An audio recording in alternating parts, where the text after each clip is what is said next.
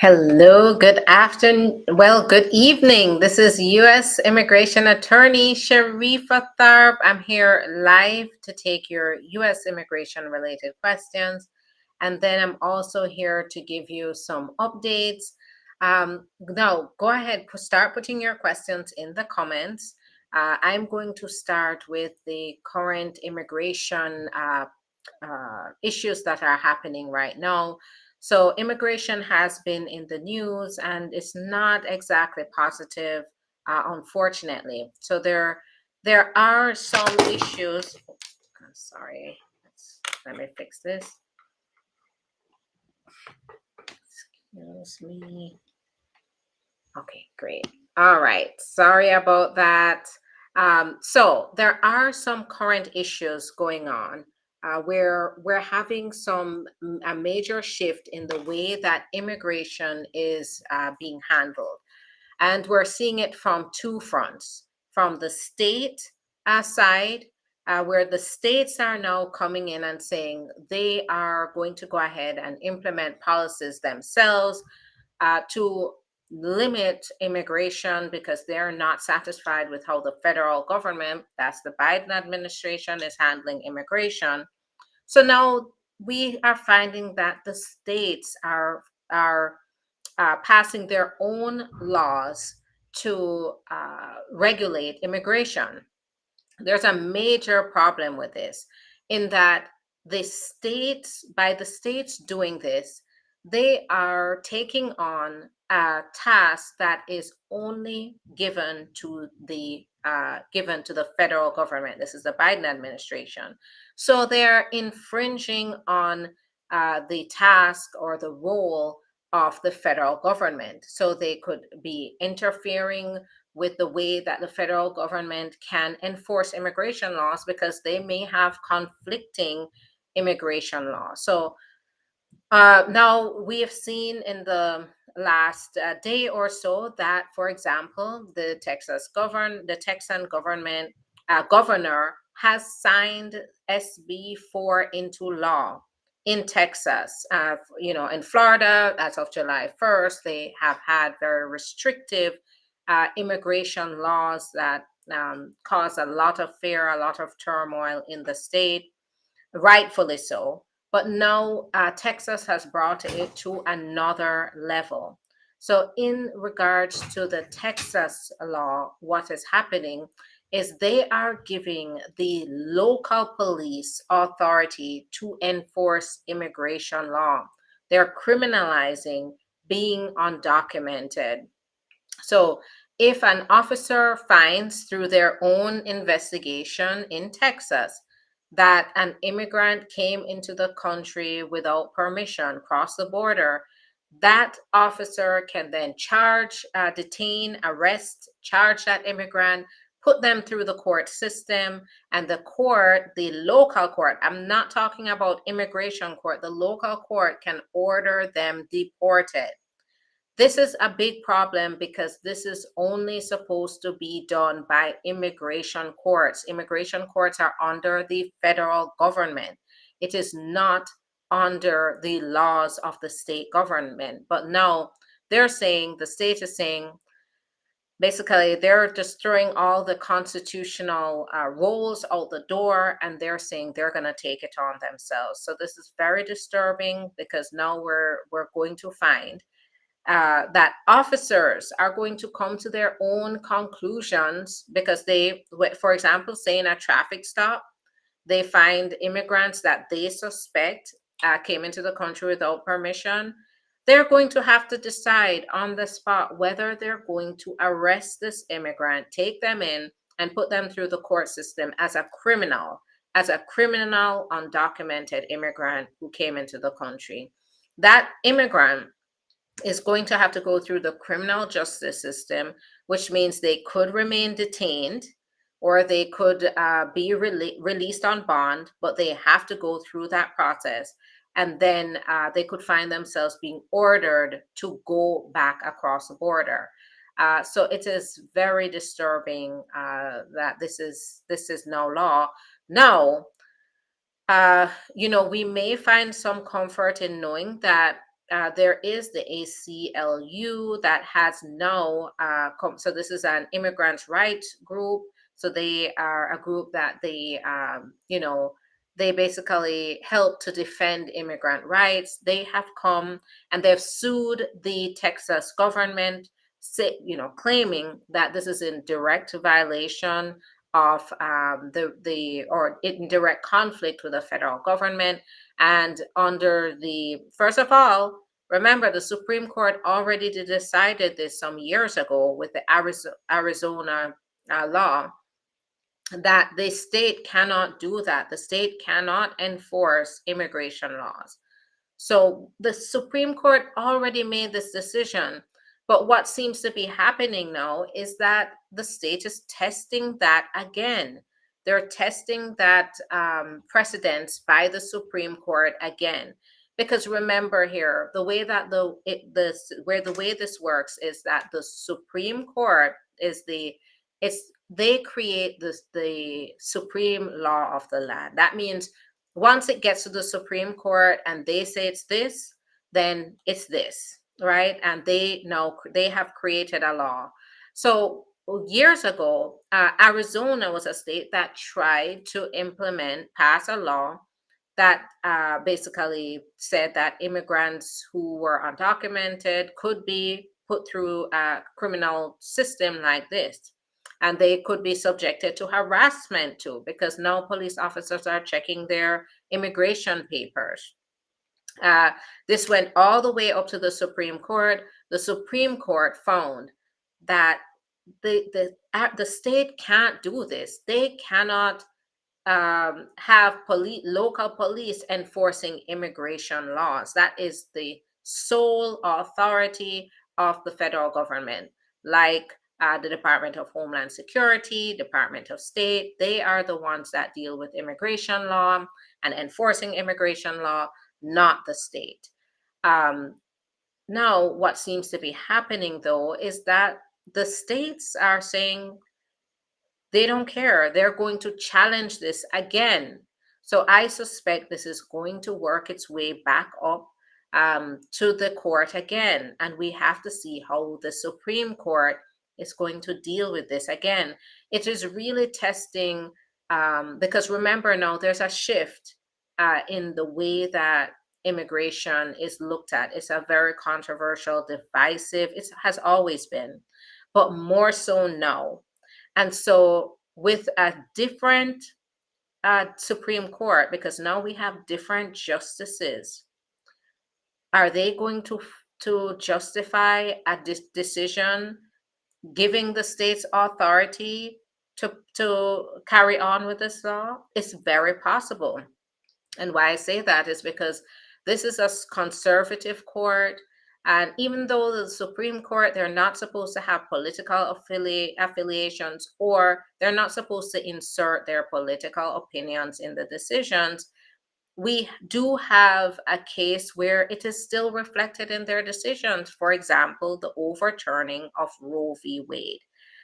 This is where the court basically the Supreme Court took away a woman's right to choose.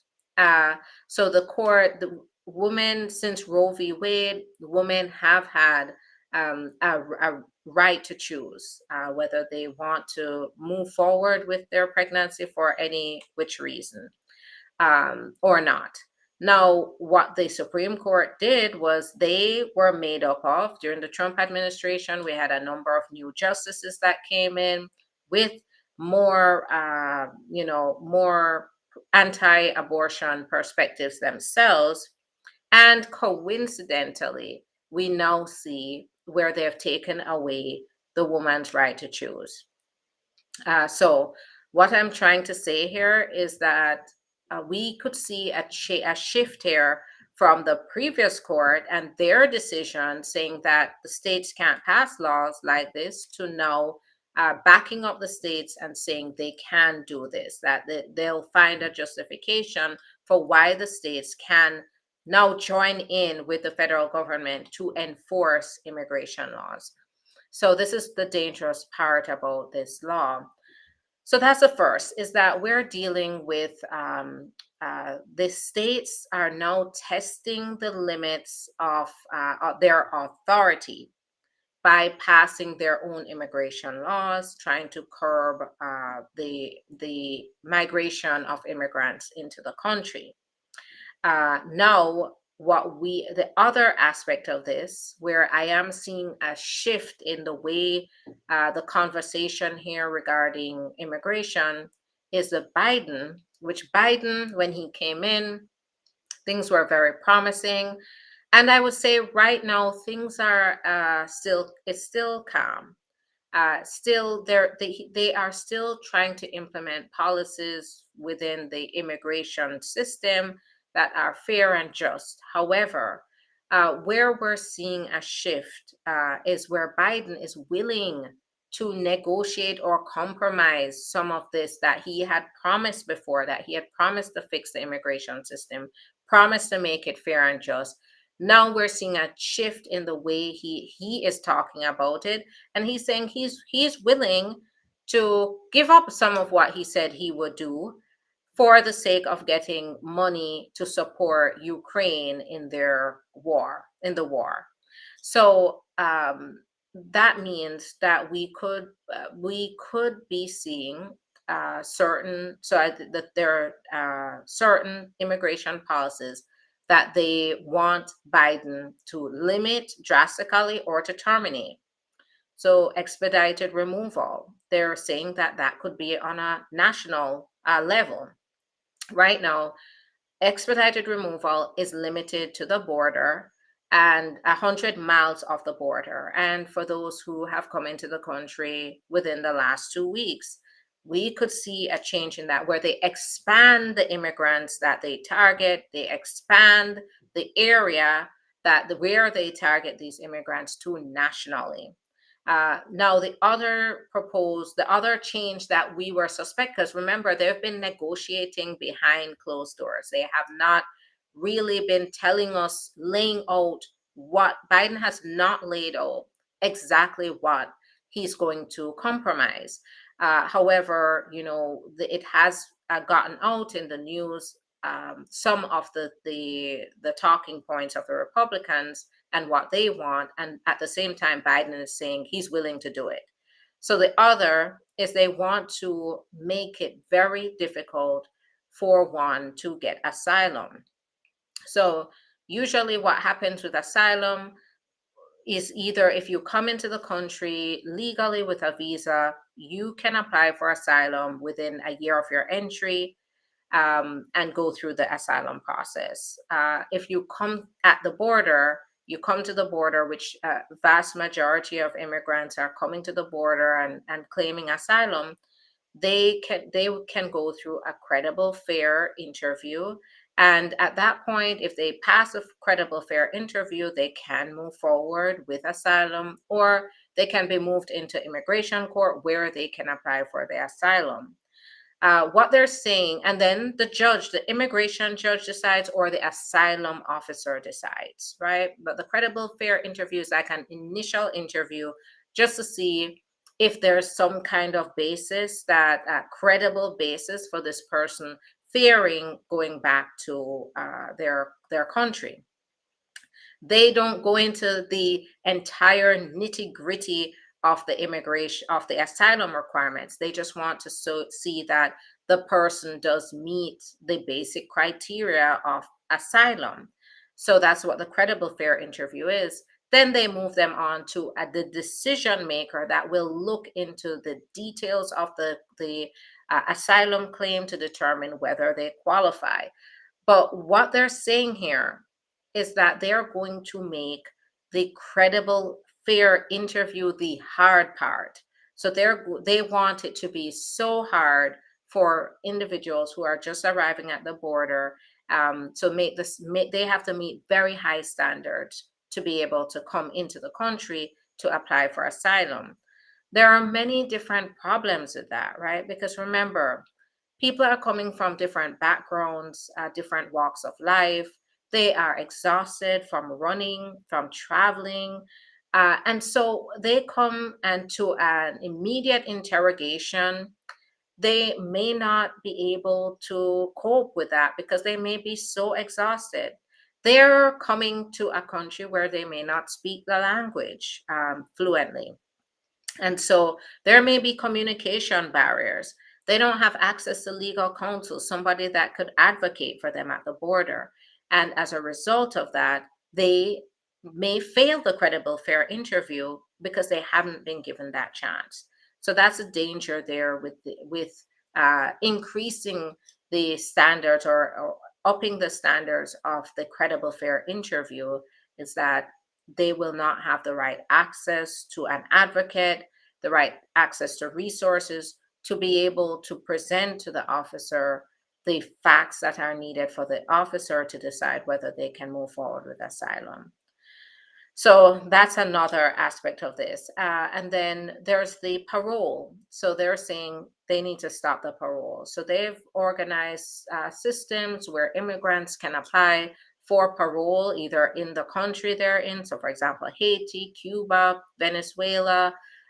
There is types of parole that allow them to apply and then come into the country. Others are being paroled at the border if the officer finds that there's either a public benefit or that there is a urgent humanitarian need to give them permission to be here in the U.S. temporarily through that parole. Well, they're saying stop that. Don't do it. Limit it. And because there are hundreds of thousands of immigrants who have been admitted or let into the country with the parole. So they're saying don't do that. Limit the parole completely. So those are the three things, the major things that we know that Biden was willing to compromise on. But you see, the part about that that's unnerving is that it takes away from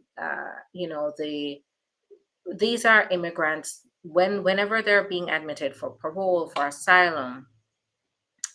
They're being admitted because there is some need. So these are immigrants that are vulnerable.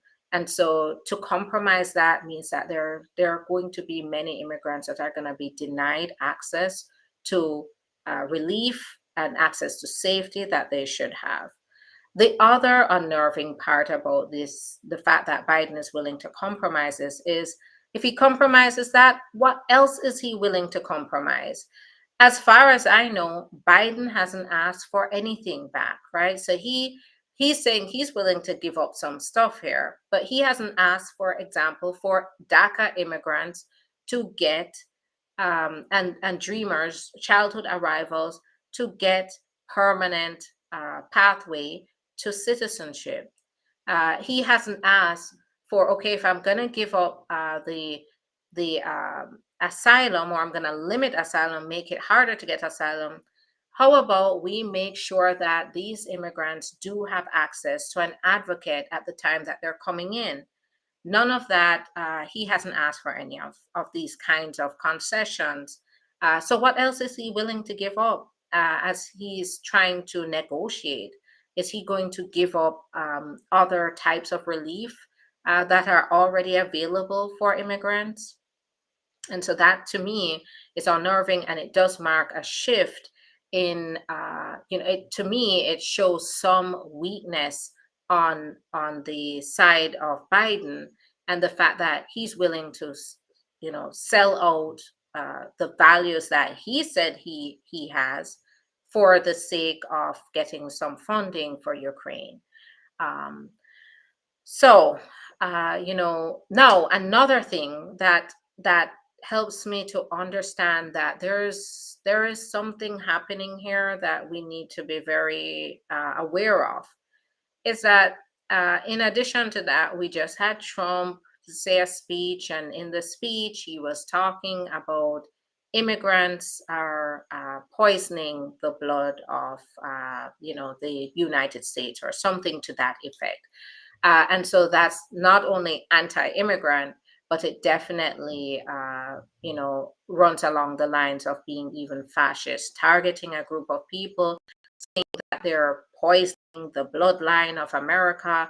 It sounds very KKK. to me. So if remember, Trump is the front runner here, and we've been here before. Where I remember in 2016, um, they said he is not going to win. There's no way he's going to win. And he won. And Trump wreaked havoc on the immigration system, made it very difficult for some immigrants. He's the one that created the remain in Mexico policy, where asylees had to stay in Mexico and wait for their turn in court. So remember, he had the Muslim ban, and he banned, and this included a lot of African countries, certain countries, for example, the SH whole countries that he referred to as SH whole countries. They were the ones that were a majority brown or black people. The immigration was either drastically limited or they were banned in some way, based either under the Muslim ban. We had a ban. Remember, there was even a ban in Nigeria on immigrant visas. So we could very well go back to that if he does win. And I did see an article from an ex official in Homeland Security who was under Trump that said, no, if Trump wins again, nobody is going to be safe. Nobody is going to be safe. Everybody is going to, when it comes to deportation, everybody is going to be fair game here in regards to not having your papers and possibly facing deportation. So we are in I am sensing here that we're going to be going through a very brutal election cycle, where I think even Biden may be willing to now compromise the values that he said his presidency was built on, to possibly win an election, or to get some of the policies, which is not related to immigration, get some of those policies in place as well. So he's willing to give up immigration for other things. So this brings me back to, well, this all sounds scary. What can I do now? So this is where we need to prepare. I am praying here that we don't face that. Back in 2020, I was prepared for one way or the other. I was really hoping that it was not going to be Trump, and it turned out it was not Trump. And since then, they have made immigration relief more accessible to immigrants. They have, as you can see, with a parole, with asylum, they've removed the remain in Mexico, they removed Title 42. So they have taken some steps forward, but now they're looking to take some steps backwards. But what I'm not hearing is changing right now are the types of immigration relief available now. When I say relief, it's regarding, applying for adjustment of status through family members, applying for relief. If you're here without your papers, you've probably been through a lot. And if you've been through a lot, if you've been abused, if you've been mistreated, there may be relief for you to get through the T status, through asylum still, if you're here and as you are still within the 365 days of your entry, through VAWA.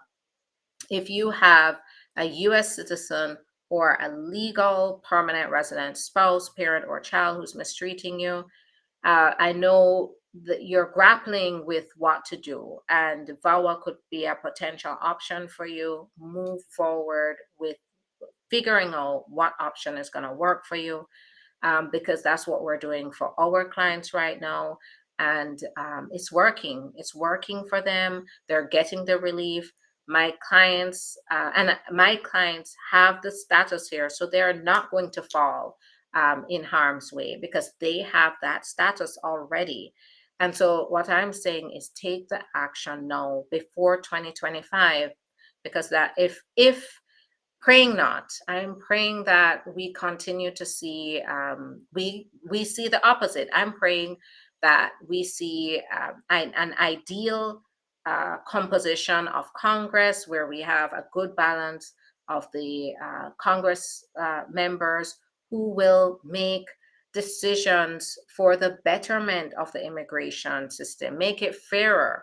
I understand it's broken now, and they need to fix it, but they cannot meet in the middle to make it just to make it humane, but to make it at the same time make it uh, so that we can secure our borders. Because I do understand, I'm not saying the borders should be wide open, because for any country, border security is essential. A country deserves to have its own autonomy to make sure that they secure it from any kind of incoming dangers.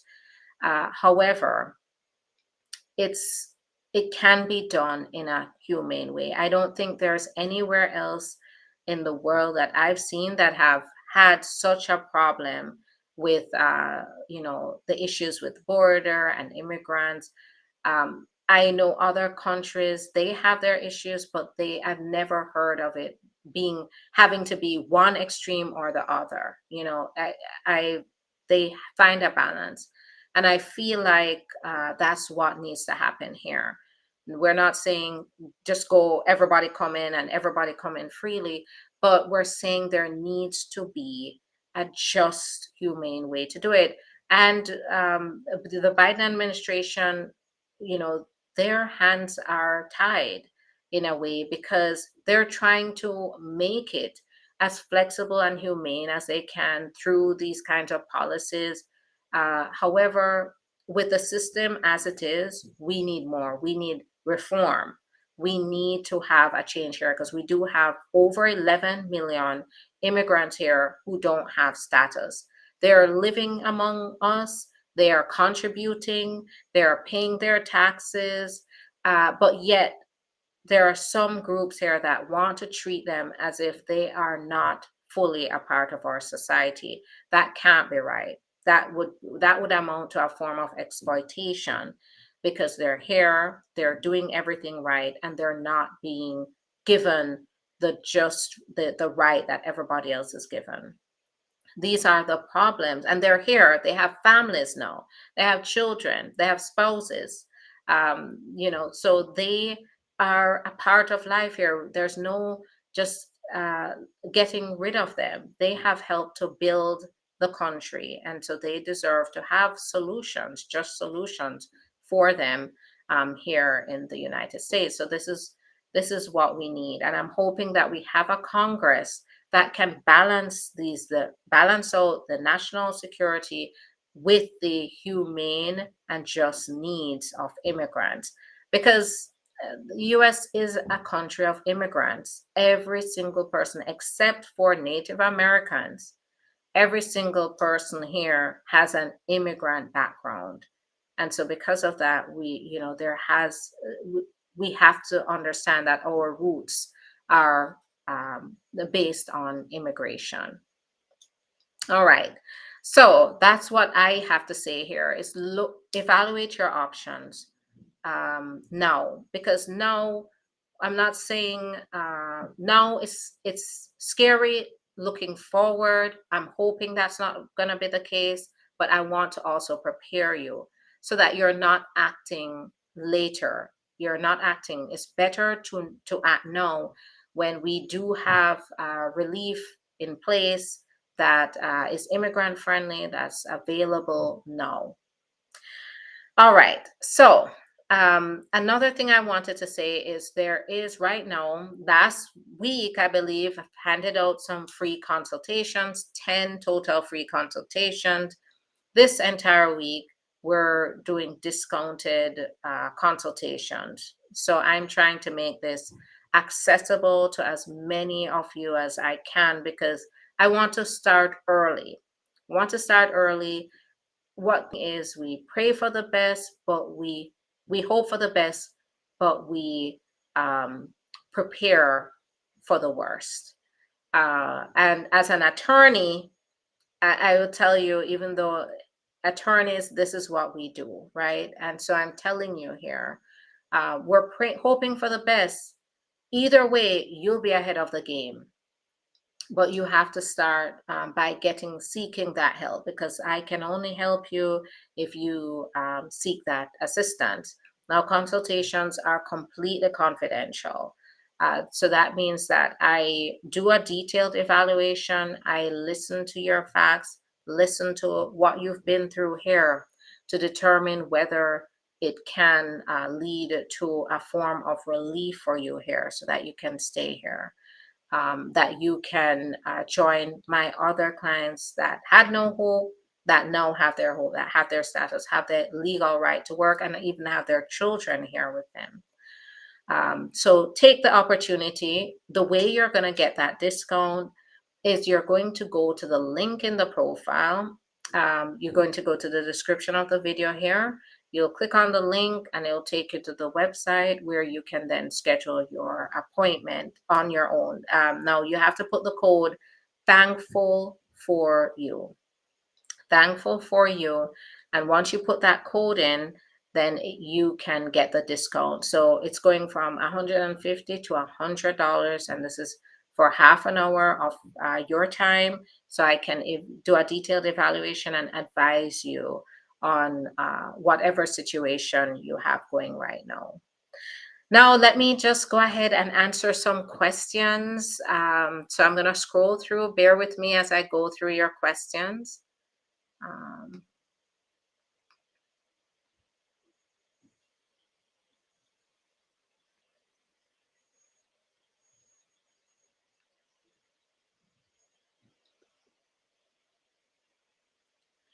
Is someone who came in through the border with a parole eligible to apply online for asylum? So there are so many different ways that to apply for asylum, just depending on how you came into the country. If you came in through the border, there is a different way to apply for the asylum. You may not qualify to apply online, but what I need to understand is if you were paroled, what kind of parole were you? Are you referred to an immigration court, or were you paroled based on a public benefit or based on a humanitarian need? If that's the case, you were admitted into the country, then you may very well qualify online, but I need to understand exactly what kind of parole you got and the circumstances involved.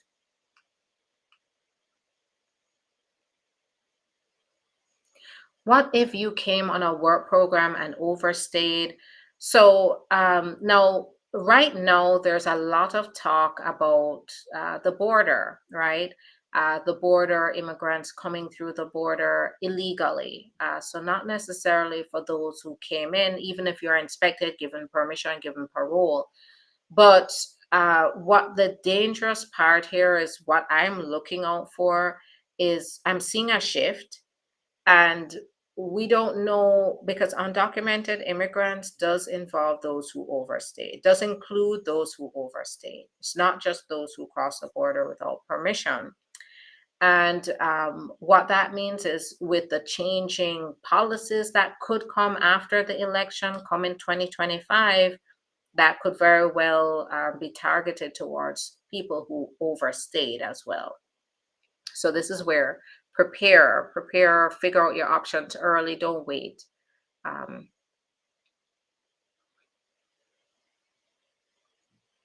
I've been DMing your backup account. Is it you? I do not have a backup account.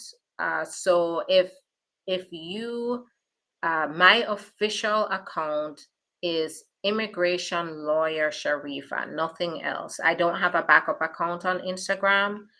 I don't know if you're DMing me on TikTok. TikTok, I do have two accounts, but on Instagram, none. Please, please look out for scammers, because sometimes they will change the name very slightly. So that has happened on TikTok, and then they will message you and say, go ahead and WhatsApp me to get legal advice. Please, I do not do WhatsApp.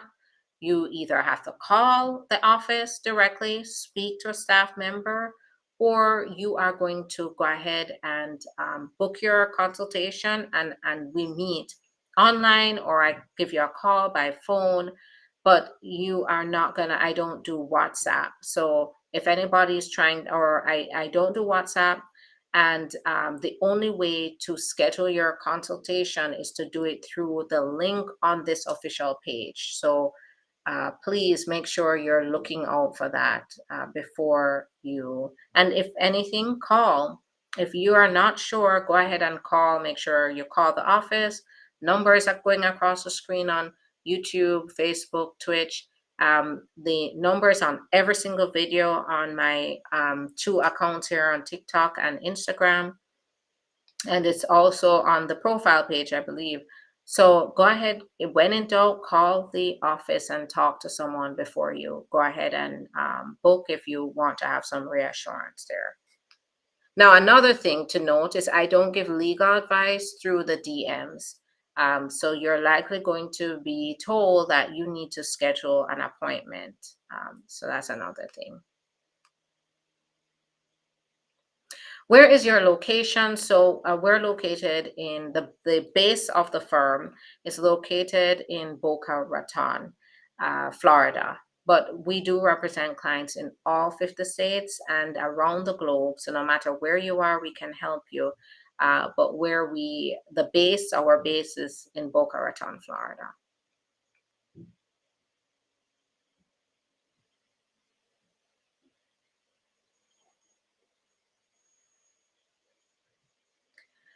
If you are paying tax and came in with a H-2B visa, will that person be treated the same as someone who came through the border?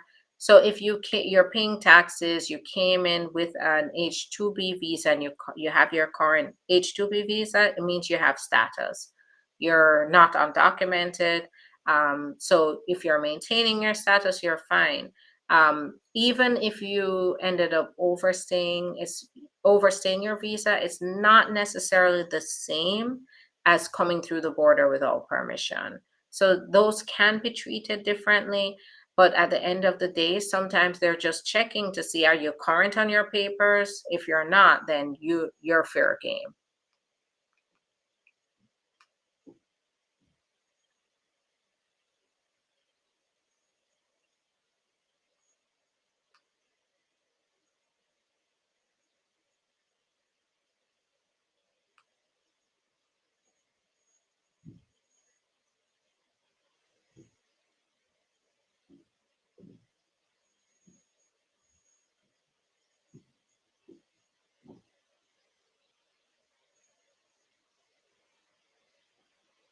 What if you started filing? Will it affect you after the election, just in case not approved?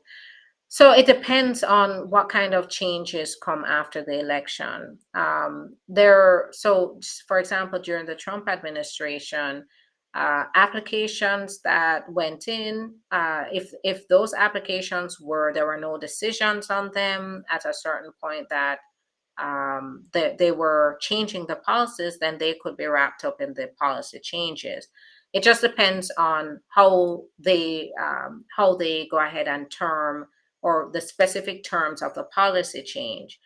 What I do expect is that if Trump does win the election, or any other Republican with anti-immigrant sentiments, and that's the priorities to change immigration, then that's probably going to start to materialize in 2025, because it's going to take time for these policy changes to take place. So that's where it's at now. If you develop anxiety after you submit your naturalization form, can this be an exemption from not doing the test? If you can show, so you'd have to have a medical doctor send a letter in explaining how the anxiety disorder affects your ability or prevents you from taking the test. If the doctor can show that, then they could very well exempt you from the test.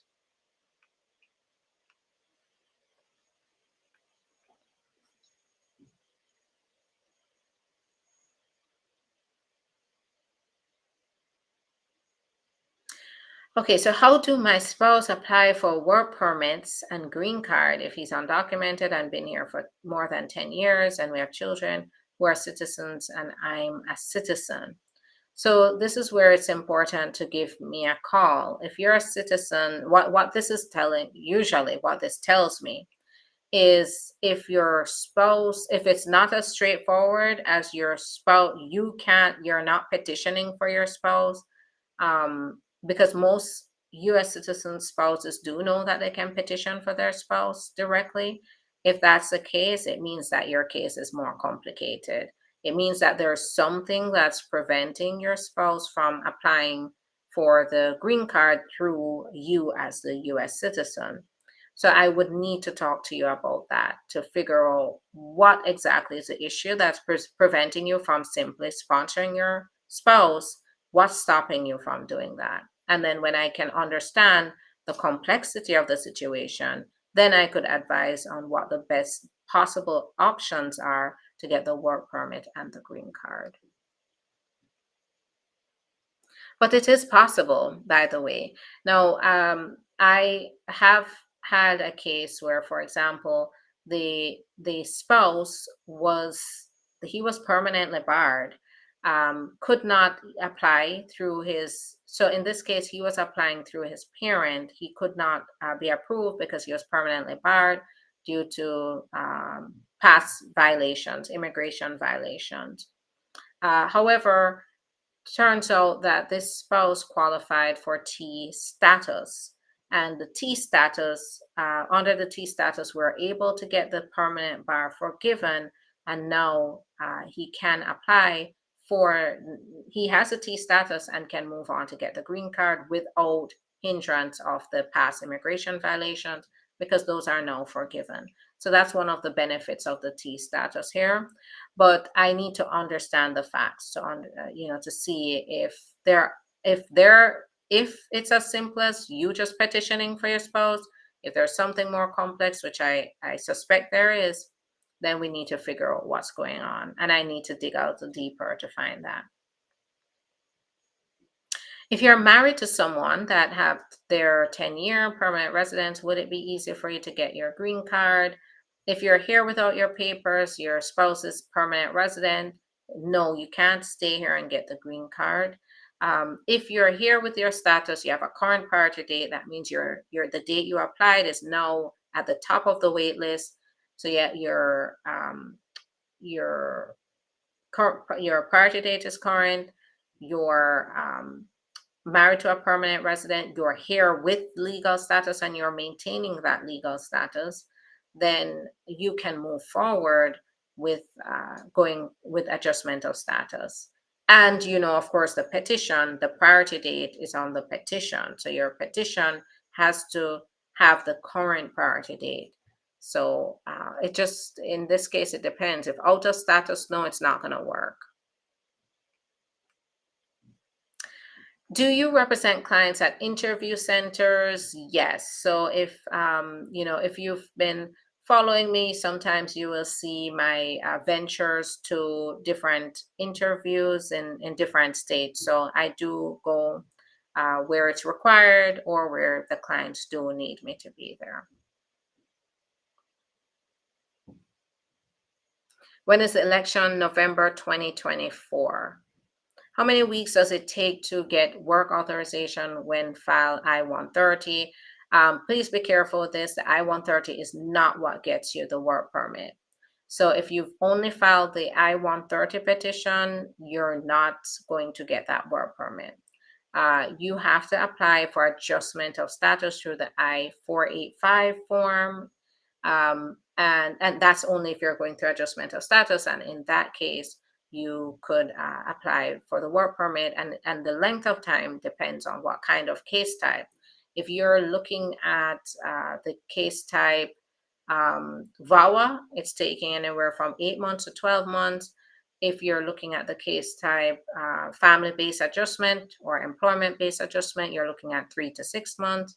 If you're looking at the T, you're looking at 12 months after approval of the T. If you're looking at the U visa, you're looking at about a year and a half after the application is submitted properly.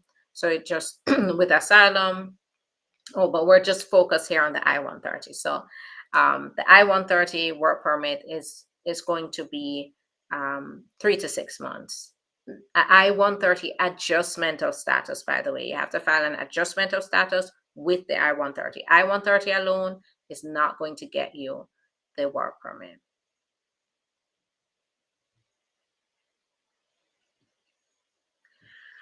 So go ahead, Shauna. This is where it's very important to schedule an appointment because this is where you need to understand how to get going. That's why I'm here. This is why we're here as immigration attorneys.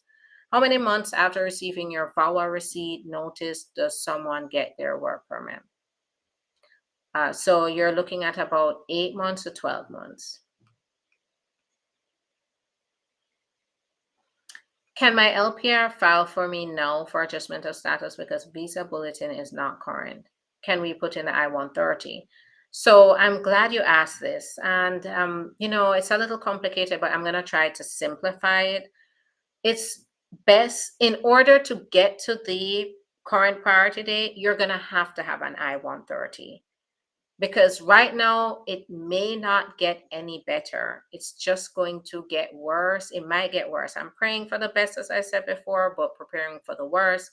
My advice is to get to the current priority date, you have to file the I-130 now. So even though you can't file anything else, you have to file the I-130 to eventually get to our current priority date.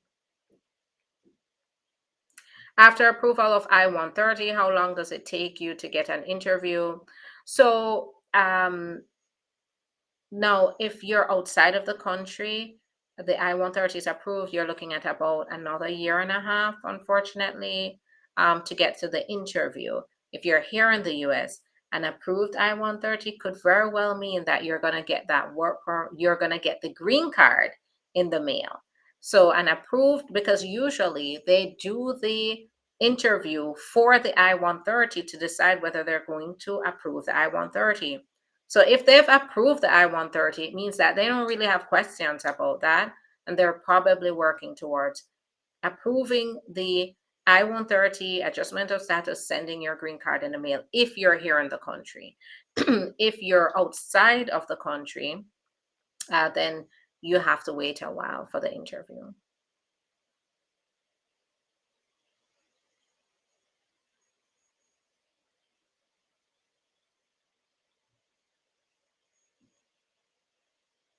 Okay, so your issue about the clock on the asylum stopping, that's more complex. Definitely give us a call and we can talk about it.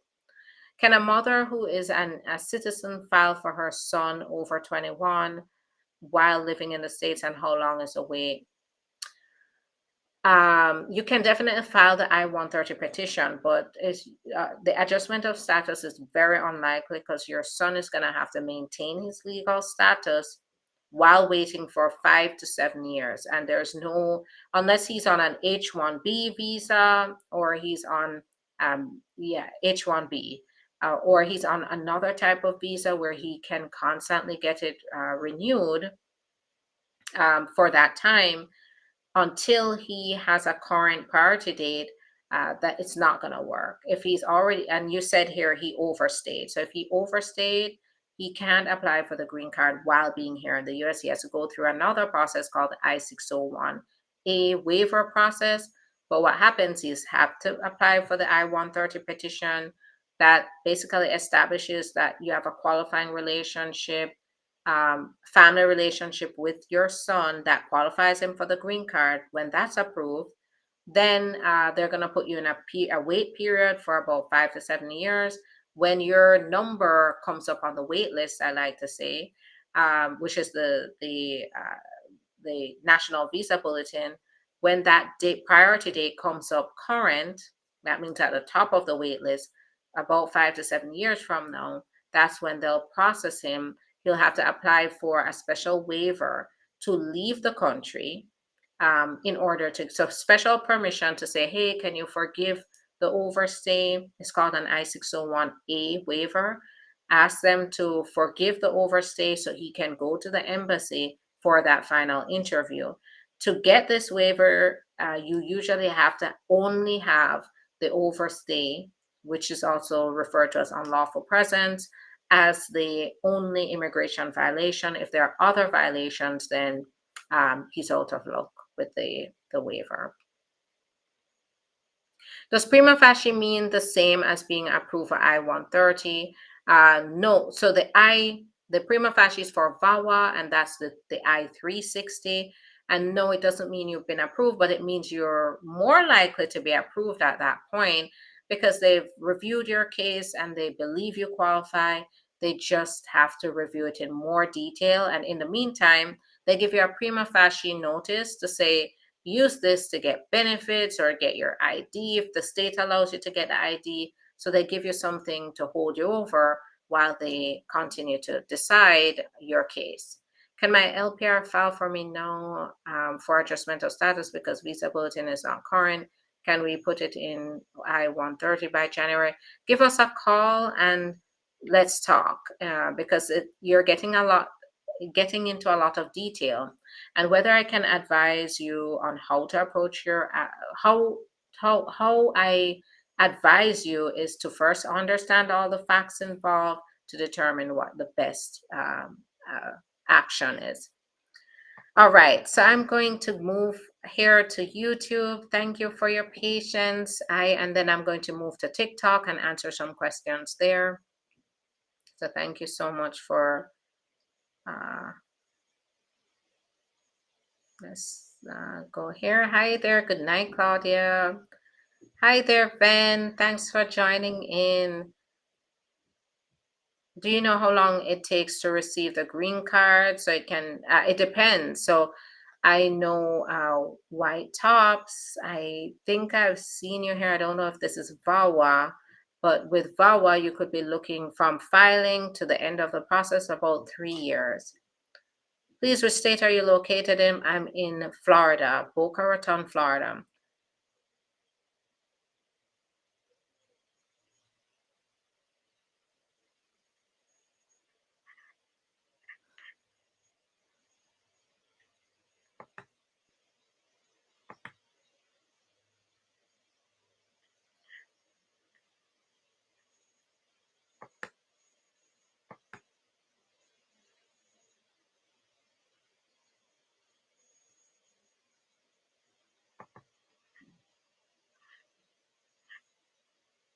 Okay, so my wife came here when she was 3 years old. Her mom came here without paper. How can I file for her? So let's talk, because if they came without their papers, I need to understand what happened and to figure out the best course of action here.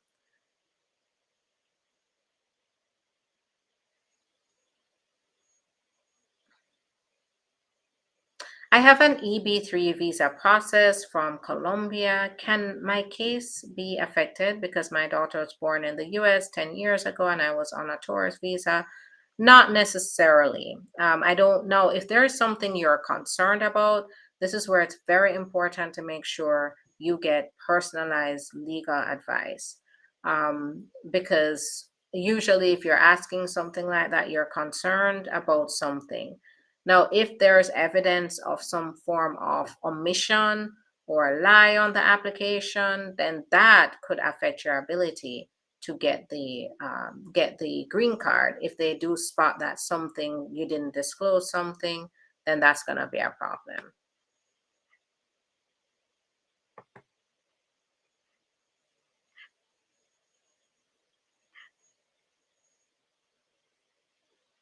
So can I make a free consultation? So at this time, we're not handing out any more free consultations. We did that last week, but we are doing discounts. Discounts right now, just go to the link in the description of the video and you can schedule the discounted appointment.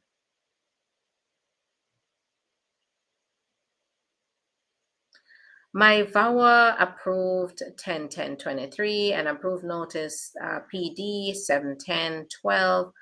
When when I get to update the 485? So it depends on what kind of relationship. Is it a parent relation? Usually it's a parent relationship where we're looking at priority dates here. So I have to understand that to determine when the best time would be to file the adjustment of status.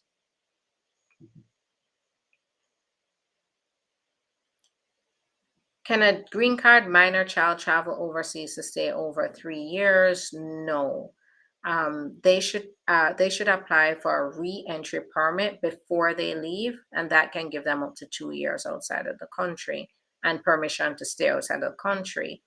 So that's going to probably, while I can't give you personalized legal advice, I'm not your attorney. That is what comes to mind when you ask about that. Can my mom file for me? If it depends. If your mom, if you're over 21, unmarried, so if you're under 21 and unmarried, you're a U.S. citizen, mom can file for you. It's a faster process. If you are a child under 21, unmarried, of a green card holder, right now, your mom can file for you, but it's going to take a little bit. I would say maybe a year or a little over a year. If you are 21 or over and your parent is a citizen, then you're looking at 5 to 7 years. Same with the if you're the child of a green card holder and unmarried. If you're the married child of a citizen, it's 12 years right now. And green card holders cannot file for married children. I came here on J1 summer work permit 19 years ago while I was going to college. I recently got married to a citizen. Will my spouse be able to file for me? Um, so this is where it's important to schedule a consultation. You have to be wary of the J1 does have certain restrictions. For example, the 2-year foreign residency requirement that went unfulfilled. You'd have to pay attention to that. So this is where it's important to get the first a consultation and representation. How does VAWA affect a green card holder, abusive spouse, when they are ready to apply for citizenship? So it depends, right? It depends on what are the allegations involved. For example, this is extremely confidential, so they will not be disclosing this information to the abusive green card holder spouse. But if the spouse got arrested for domestic violence, for example, then that's already on the record and they're going to ask questions. They're not going to disclose, they're not supposed to disclose that they also have a VAWA application on file as him being the abuser, but they can ask about the arrest. If this is, say, verbal abuse, then they can they should not be asking about that, and it should not really affect the green card holder spouse, because how are they going to justify taking away somebody's green card based on, say, verbal abuse? If allegations are being made that there was physical abuse, but there was no arrest, then the officer, first of all, is still always going to have to maintain confidentiality. So the officer can never say to the spouse, we're going to deny you based on a VAWA application that was submitted. They cannot do that. They can never disclose that to the person. And then what are they going to say otherwise? If they are talking to this person and trying to justify denial based on physical abuse that never resulted in an arrest, they can't exactly, because these are based on VAWA allegations, they cannot use that against someone who is going through a process where there's an allegation, but nothing has been solidified by an arrest. So the officer has to find that justification, has to find a solid justification, such as if there was a police report, if there was an arrest, And by then it's already on record. And by then that means the abusive spouse put themselves in that situation. So, it's um, while my knowledge and experience of this is what leads me to this conclusion that it may or it may not affect the green card holder spouse just based on what's on the record, what's on public record. Were they arrested? Was there a police report anyway that the immigration officer found? Because in that case, they're going to question them anyway. But if these are allegations, then the officer will really have to work hard to legally justify, taking away their citizen or not granting them citizenship without disclosing that information to the spouse. In this December 29, I will finish 3 years applied for VAWA. I got my work authorization finished in October. I did file for green card with full package. So I'm thinking that's the adjustment of status full package. So yeah, so then you are coming around the time that you should be getting a decision.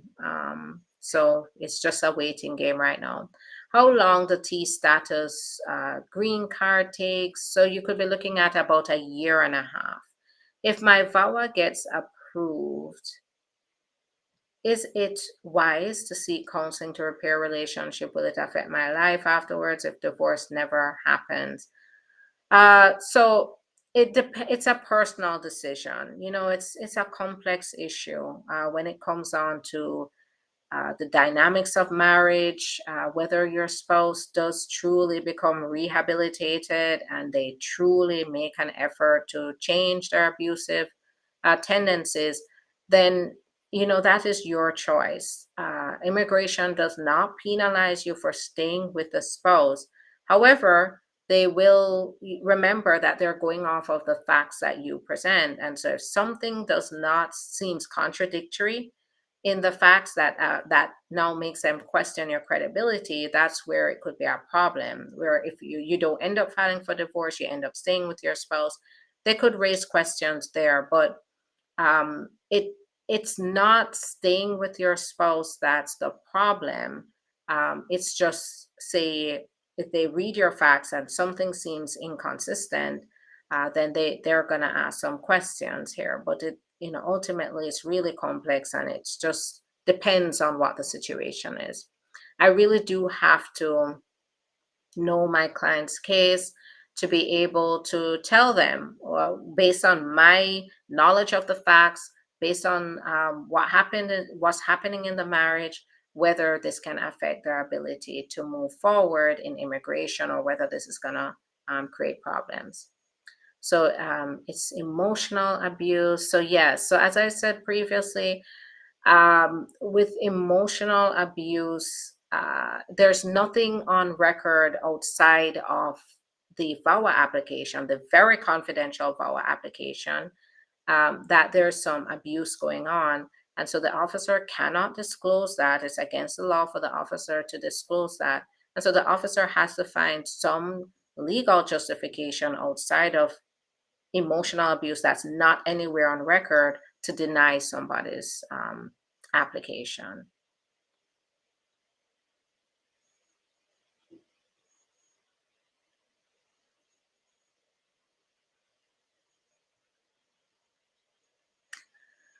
So go ahead, give me a call and I can definitely talk to you.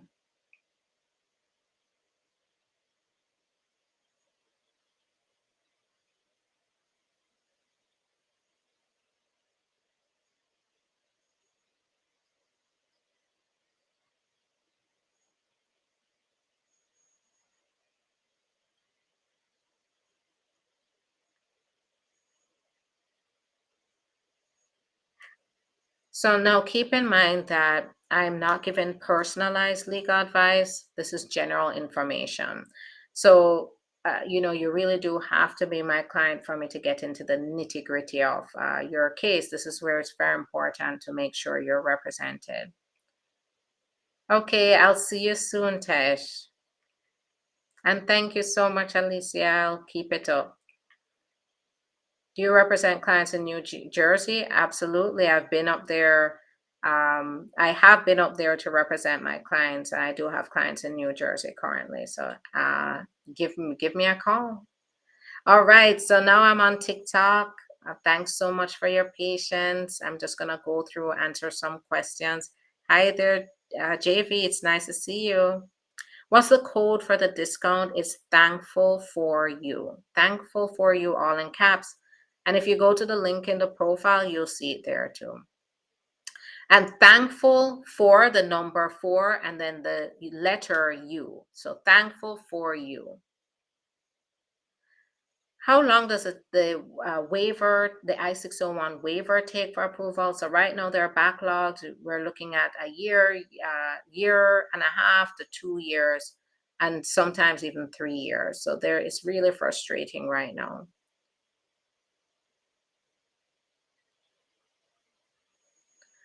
If I get an RFE, should I send in additional evidence or just wait, or just what they It depends. So sometimes if I do have the opportunity and I feel like it would be helpful to give additional information, I sometimes tag that additional information on. But whether that's advisable is going to depend on what's the case. What are the questions that the officer has? Why has the visa bulletin not updated for family sponsored F2B category? Because things are really backed up. The numbers are really high, and so they're not. It's not moving. My fiance lives over in Gambia. What can I do to get them here? I'm in Georgia. So if you're a U.S. citizen, then there's a fiance visa that you can look at. It now with a fiance visa, the requirements for the fiance visa is that you're a U.S. citizen. Only U.S. citizens can apply for the fiance visa. That you intend to get married when the fiance comes over here within the 90 days of the fiance coming here. That this is truly for the purpose of getting married. That you've met each other in the most recent 2 years of the application for the fiance visa. So those are the basic requirements. Now, if you have not met in person, you can apply for a waiver to show that exceptional hardships prevented you from going to the country to meet in person, or that so exceptional circumstances or extreme hardships, or that there is some kind of cultural tradition. So in some cultures, you can't meet the fiance before, say, the wedding. And so if you show that you are from a country or from a tradition where you're not supposed to meet them until a certain point, then that's respected as well for the fiance visa. Are they still waiving the interview? Yes, some interviews are still being waived. Yep.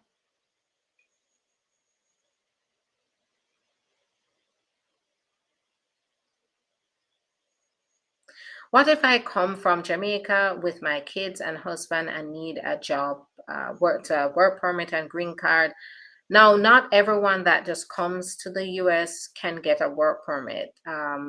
You really do have to qualify. And the reason I do require I mean, if I could tell you exactly how to apply for the work permit without going through anything else, trust me, I would tell you.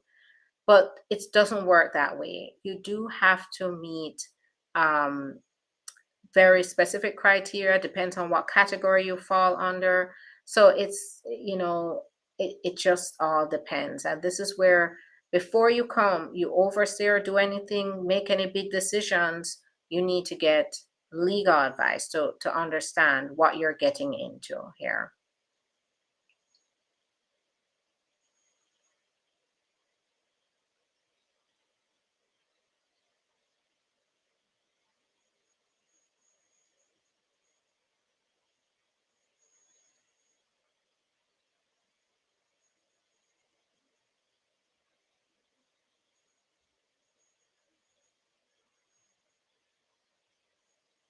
I'm just scrolling through. My wife doesn't want to file taxes with me. Does that mean my case is not going to be approved? No. It's okay, but you want to make sure you have other strong evidence to show as a married couple.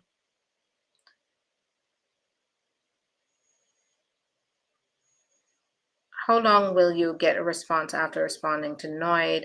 So I've seen anywhere from like 4 weeks to about 4 months. So it can be a while. Now, the NOID is notice of intent to deny. If you see that, it doesn't mean that you are denied. It means that they're giving you a heads up that yes, they want to deny your application, but if you can show them a reason to not deny the application, they want you to provide that information within the deadline, which is usually 30 days to do that. I have a friend who entered the border of Canada without inspection. Does she have to go home or file? This is going to depend on the circumstances, what led her to cross the border without inspection. There are severe penalties for that, and one of it is you can't apply for the green card while being in the US, except for certain issues. If um, say she came across the border because someone told her if she came across the border she'll get a nice cushy job, they'll fix her status, they'll make sure she's okay when she gets there, and so she does that, and when she gets there they're exploiting her, they're not paying her, they are mistreating her. Then she finds that she basically has no control over her life here in the US, then that could be a potential T status. And if that's a T status, they will forgive the crossing the border without permission and approve the T status. If say it's an abusive spouse, U.S. citizen spouse that says, "Come, I'll help smuggle you across the border. When you come, we will have a great life," and then they start to mistreat them. That's VAWA, and VAWA will allow her to adjust status, stay in the US, and get the green card. But say she did this all on her own, and now she's here and she's ready. She marries someone and they're ready to file for her. Then in that case, she's going to have to go back home, do the I-601A waiver process, and go back home. So it depends on the facts here. This is why I cannot stress enough how important it is to schedule the appointment.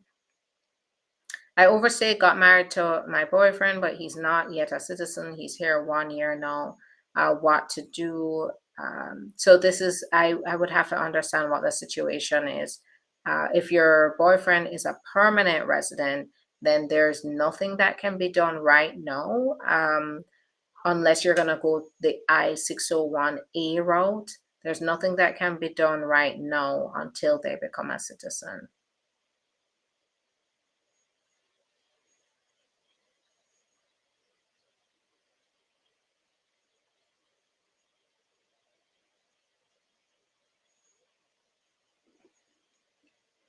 Just received green card this year. Can I file for kids? Yes. So you can file for your kids under 21 and unmarried. You can even file for your kids who are age 21 and older and unmarried, but it takes a little longer. If the kids are under 21 and unmarried, it's a little shorter. So you could expect maybe 1 to 2.5 years, maybe.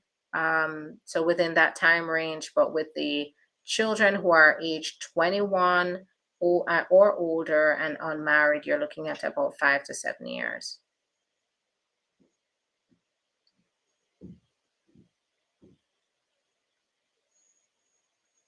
I'm a US citizen. Can my child get a visitor's visa to come see me if his mom doesn't have a visa?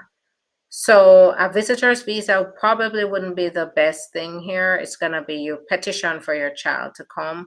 And if you're a US citizen and your child was born to you as a US citizen, that means your child could very well be a citizen already. So you might be able to skip all of that sponsorship stuff and get straight to getting your child's citizenship so they can have their passport to come to the US to travel. So I have done that for my clients as well, but I need to understand, were was your when your child was born, were you a US citizen?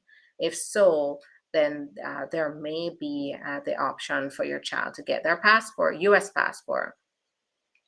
VAWA approval, how long for I-485 approval? About a year to year and a half. Please, I just become a US citizen and my son is 14. How can I get him a certificate? So you have to go apply for what's called the N600 to get his certificate. But let me give you a little tip here. You can apply for your son's passport. The fee, the fee is hefty for the N600, but the passport is a lot cheaper and it's a lot, the certificate is nice, but with the passport, it's cheaper and it has better use because you can travel with it and you can use it as identification. You can use it as proof of US citizenship. So if you want to start with just applying for your son's passport along with yours, then you could do that. And then work on getting the certificate. But if you are going to work on getting the certificate, then you should be starting with the N600.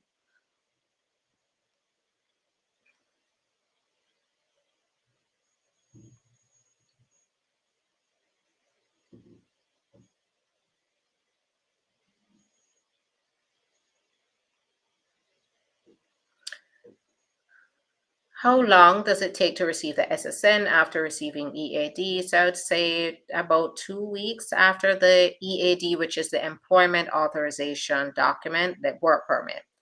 The SSN, if it doesn't come, say 4 weeks have gone, you haven't seen it, just go to the SSN office and they will help you to get another one.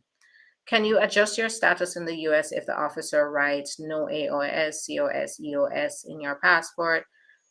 Yes, it's still possible. But I remember, you need to make sure you get legal advice just if you're concerned about anything. Sometimes the officers write that when they suspect that you're coming here to work or they just they may have questioned you, put you through a trove of questions before putting that in your passport. But it's I still have had success with that written in the passport. How long after marriage can we apply for wife's residency or green card? So there's no law that says you can't apply right away. However, is it advisable? That's where it's important to get legal advice.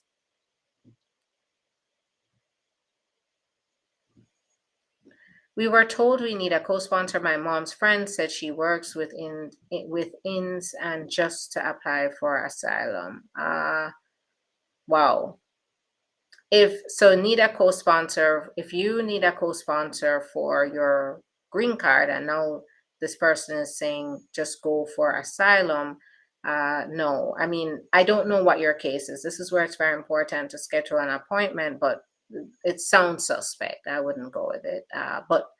But this is where I have to say I'm not your attorney. I can't give legal advice. You need to make sure you schedule an appointment.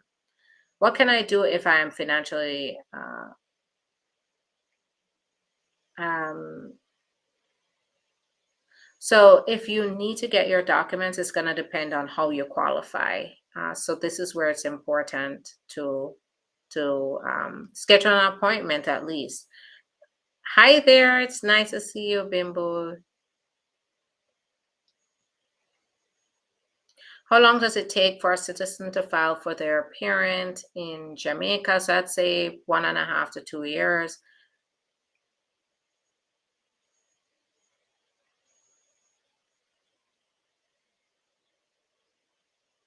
What are they doing about the backlog? So they're taking steps to move cases around, to distribute workloads across different service centers. They're opening up different service centers. But if you ask me, it's still very slow. If my mother is married overseas, can I file for her? Yes, if you're, as long as you're a citizen age 21 or older, you can file for your married mother. And if you were married, if you were under 18 at the time that your mother married your step parent, then you can apply for them too. Can you qualify for 245I if your U.S. citizen parent was sponsored by your U.S. citizen sibling? Yes, it's possible if you were on the filing.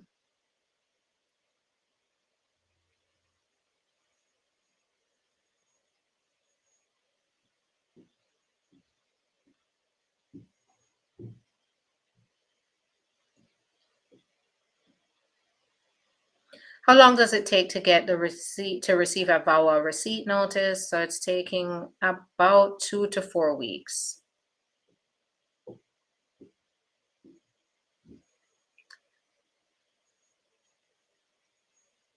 What are some evidence for newly newly married people? So, do what married people do. You move in together, you get a joint lease. Or if you have a roommate you're with, make sure you get an affidavit from that person saying they know you live together. You share, how do you distribute your finances? Do you exchange what's Cash App? Do you do Venmo? Show how you're paying your bills together. If you have joint bank account, make sure you can present that. And they do find it very suspicious when you submit a statement with an empty bank account. So that raises a red flag, actually. All right, so that is it for me. Thanks so much, everyone, for your time, and thanks for your support. I really appreciate it.